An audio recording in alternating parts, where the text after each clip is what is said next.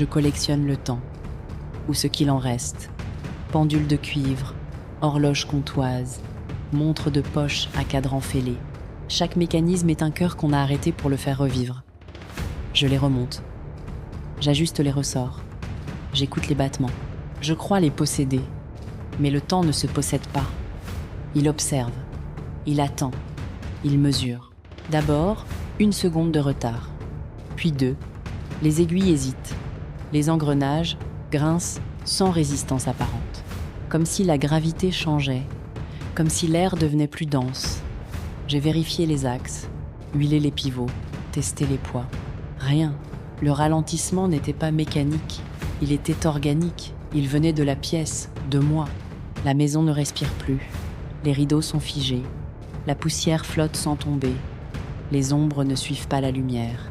Elles restent, collées au mur, aux plaintes, aux souvenirs. Et les tic-tac, ils s'espacent. Entre chaque battement, un vide, un trou dans l'air. Et dans ce vide, des images. Pas des souvenirs, des fragments qui refusent de mourir. Une pièce, un escalier, une main qui pousse. Pas de colère, juste la peur. La peur d'être vu, la peur d'être entendu. Le corps tombe, le silence arrive, et le temps s'arrête. J'ai cru que j'avais oublié, j'ai cru que les années avaient effacé, mais le temps n'oublie pas. Il accumule, il laisse les mécanismes tourner pour masquer le bruit du passé.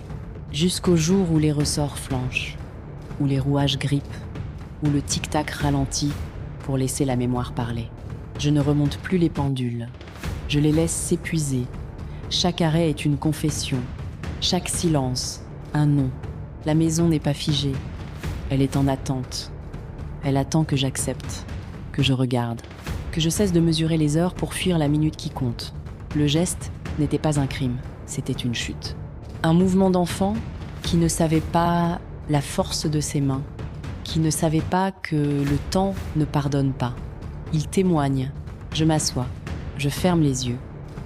Les aiguilles ne bougent plus, mais je les entends, dans le sang, dans la poitrine, dans le vide entre les respirations.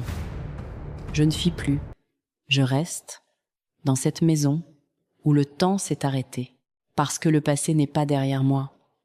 Il est là, assis, qui me regarde, qui attend que je le rejoigne. Merci d'avoir partagé ce cauchemar.